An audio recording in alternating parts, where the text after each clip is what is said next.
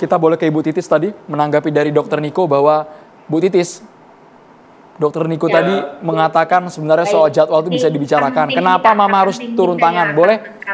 tapi karena lebih jadwal lebih tim kita yang Bayu yang lebih netral lebih. Oke, silakan Mas jadi Bayu. begini, menanggapi dari Dokter Nitko tadi saya sepakat sekali itu ibaratnya semua adalah intinya komunikasi antara satu tim karena kan satu tim mereka di situ. Cuma permasalahannya begini, Lady pada saat itu tidak bisa berkomunikasi dengan baik dengan Lutfi. Karena pertama, jadi kalau yang beredar isunya saat ini kan adalah Lady gonta-ganti jadwal. Lady Yang manja. yang faktanya adalah Lady itu hanya minta satu kali ganti jadwal.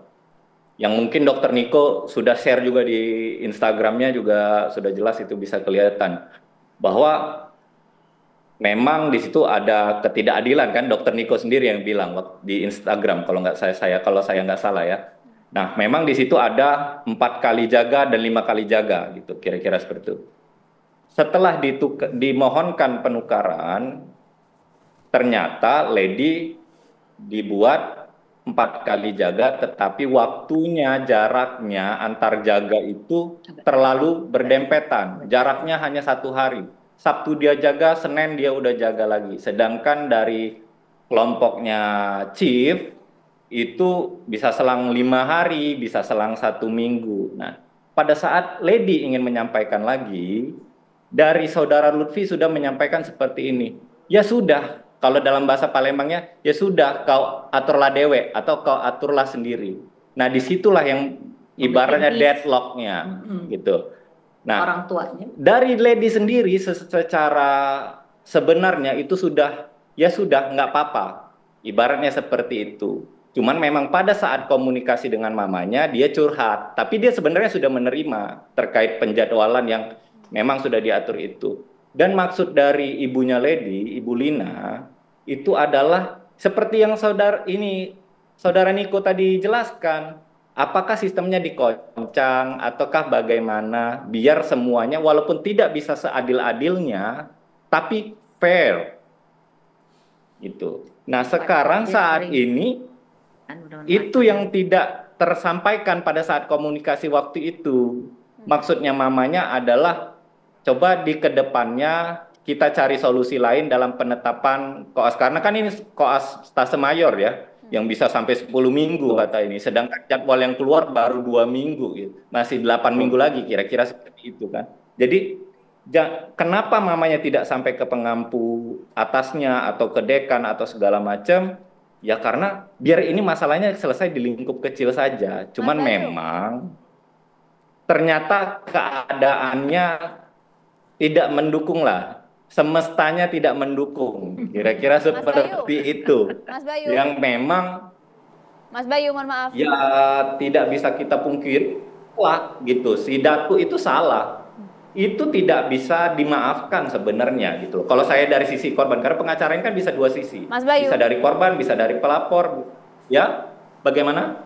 Ya, Mas Bayu, kalau kemudian memang niatnya adalah ingin negosiasi, membicarakan baik-baik begitu ya. Tapi apa kalimat dari Lutfi yang kemudian membuat sopir dari Mama Lady kemudian harus melakukan tindakan kekerasan itu? Apa pemicunya? Jadi begini Mbak ya, kalimatnya itu mungkin secara kalimat tidak ada yang terlalu seperti apa. Tetapi dari mimik muka, kalau dari CCTV yang beredar saat ini di sosial media, itu tidak utuh Mbak. Makanya bukannya kita tidak mau mengklarifikasi atau apa. Cuman kan CCTV ini kan sudah menjadi barang bukti lah di proses penyidikan ini. Tentunya kami menghormati dan kami tidak mau menyebarluaskan itu karena kami melihat sendiri. Memang kalau dari segi ibunya berbicara dengan Lutfi, mungkin pada saat itu ketika hanya 4 mata atau hanya Lutfi sendiri saja yang datang, mungkin tidak ada cekcok karena memang ada intervensi dari teman-temannya juga yang ikut nimbrung waktu itu yang akhirnya jadi perdebatan yang akhirnya di luar konteks akhirnya tidak membahas masalah jaga. Jadi ada ketersinggungan pribadi. yang memang waktu itu kalau dilihat dari CCTV sempat ditegur 3 kali oleh saudara Datuk. tersangka saat ini gitu loh. Oke. Cuman memang kami tidak tahu kenapa sampai tersangka itu sehilaf itu gitu. Tersulut maksudnya. Sampai tersulut sejauh itu. Kami sangat menyayangkan Oke. Itu sudah perbuatan yang tidak benar memang. Makanya kami dari kuasa hukum juga menyerahkan tersangka. Kami tidak mengelak, kami serahkan. Kami juga dari keluarga korban menghantarkan Ibu Lina, Saudara Lady untuk diperiksa agar proses ini cepat berjalannya. Selesai. Gitu. Baik, Mas Bayu, mohon maaf, Mas Gitu. Bayu. Jadi kami, Mas Bayu, mohon maaf, ini Dokter Nazar ada ingin ditanyakan kepada kuasa hukum tadi. Silakan saja, Dok. Baik, boleh. Sudah Boleh, nyala, Bapak. Dok? Sudah nyala, Dok. Sudah Silakan, nyala, Dok. Dok. Bismillahirrahmanirrahim. Terima kasih moderator, terima kasih juga digelar acara ini dalam catatan demokrasi yang bergengsi. Assalamualaikum, Ananda. Ya, tadi juga Bung Bayu dan Bu Titis. sejawat pengacara ya.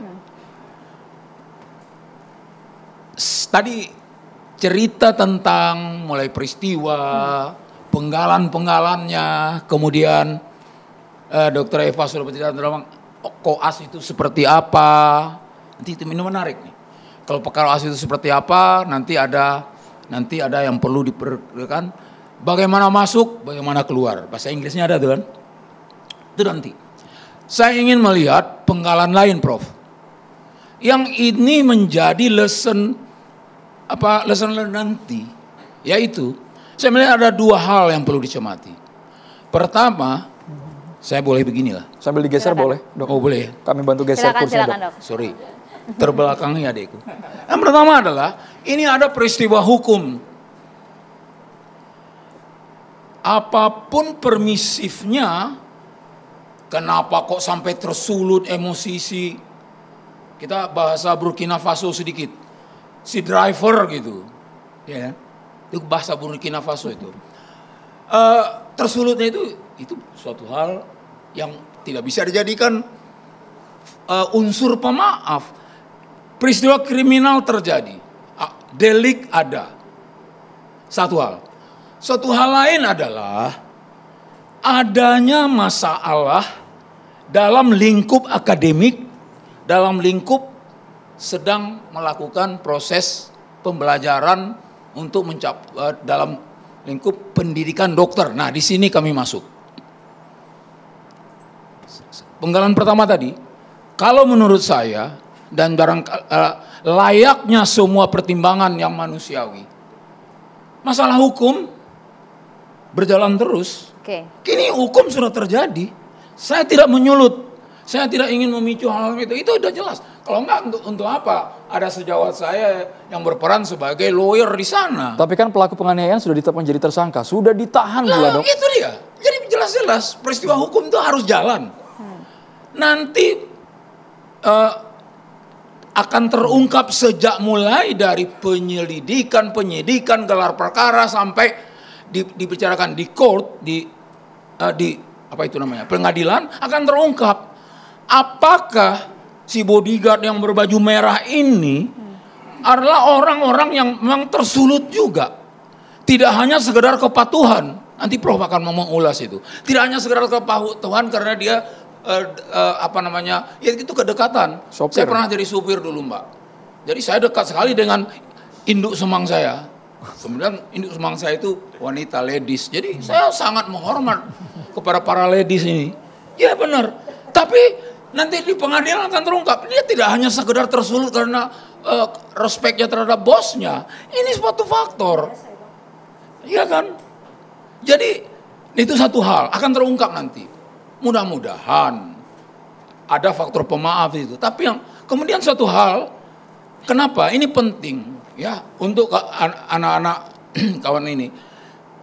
Kalau benar dia datang ke sana, saya ingin ke situ aja dulu.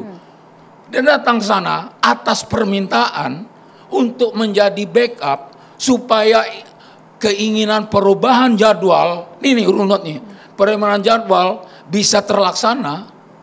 Ini sebuah intimidasi. Jadi ini memang dipesan Kalau kawan-kawan itu akan bilang, memang ada niat, ada mens rea katanya. Harus disambung itu Mbak, mens rea itu sambung, jangan dipotong-potong. Ya kan? Dan seterusnya dan seterusnya.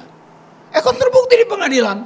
Jadi di situ pentingnya, ini mesti jalan kalau menurut saya. Bukan untuk menjerumuskan, untuk pelajaran.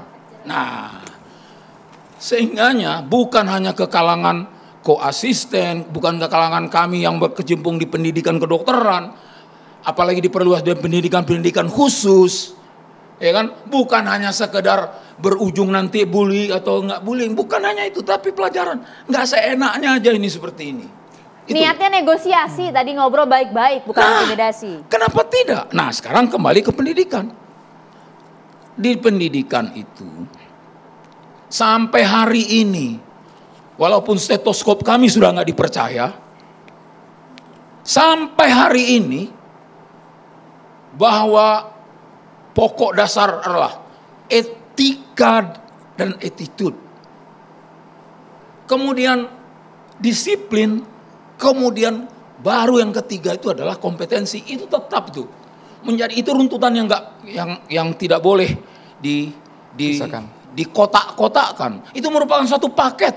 Apalagi anak-anak ini, Lady dan Lutfi CS ini dia adalah sarjana. Dia tinggal menyalakan koskapnya, ya kan?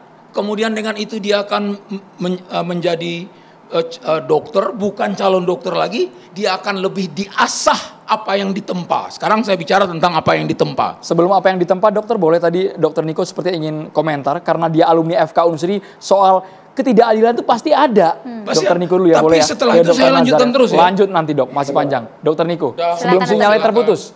Oke, terima kasih. Baik, terima kasih atas kesempatannya. Hal pertama yang mungkin aku pengen menyanggah adalah atau memberi suatu solusi kali ya. Harusnya di debat ini ada perwakilan dari Lutfi. Karena yang kita tahu di sini cuma hanya fakta dari si Lady. Kita tidak tahu fakta dari Lutfi, sehingga kita bisa harusnya tahu nih dari dua cerita seperti apa dan kita bisa memberikan pendapat. Dokter Niko Ya, boleh penyanggahan berikutnya betul. adalah Dokter Niko, kami potong dulu. Dokter Niko, kami dari luruskan 2 dulu, minggu dokter. sudah jalan.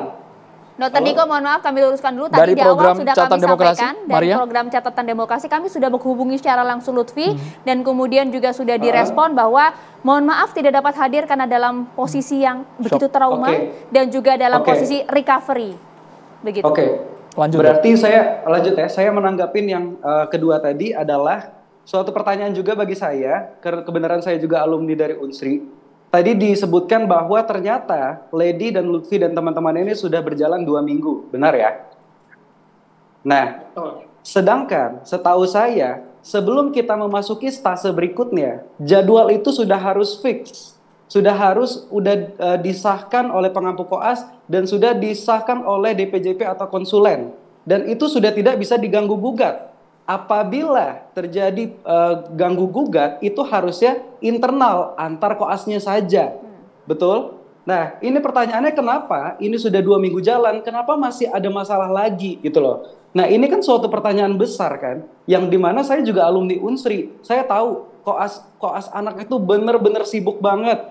Kita juga dapat pasien tuh yang luar biasa banyak banget karena kita koasnya di rumah sakit pendidikan tipe A. Jadi memang untuk waktu istirahat pun kurang. Ini mengurusin masalah jadwal lagi aja tuh kayak 2 minggu udah berjalan loh. Kemana aja selama 2 minggu ini? Itu mungkin yang sedikit aku pengen tanyain dan pengen mendengarkan. Oke, lanjut Mas, silakan. Ya, jadi kan begini. Benar kata Dokter Niko, ya itu sudah harusnya tidak bisa dirubah lagi kan. Makanya Lady sudah menerima sebenarnya gitu loh. Mamanya mengkomunikasikan untuk yang ke depannya. Berarti kita bilang Januari lah. Kira-kira seperti itu. Jadi narasi di media yang butuh tahun baru segala macam, kami rasa kami tidak perlu klarifikasi karena memang itu tidak benar gitu loh.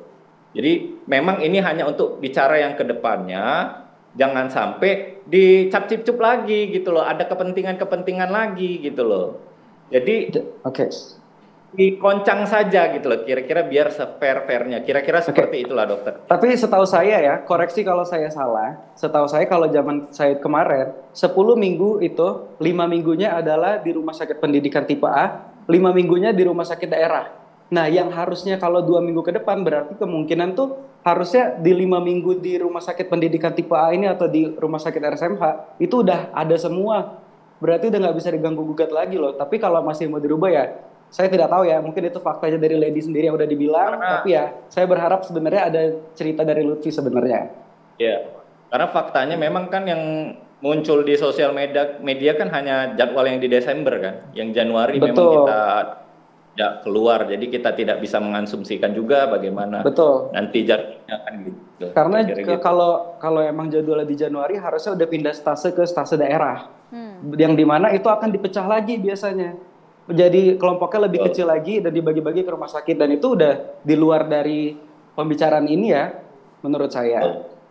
Baik, Gitu. Bapak Ibu, supaya makin clear dan tidak ada simpang siur di luar sana, kabarnya ketika insiden pemukulan terjadi, Lady tidak ada di tempat. Lady tidak dipertemukan langsung dengan Lutfi, tapi ada juga kabar miring yang beredar, Lady malah nonton konser. Apakah betul atau itu hoax semata? Sesaat lagi ditanggapi hanya di Catatan Demokrasi Bangsa.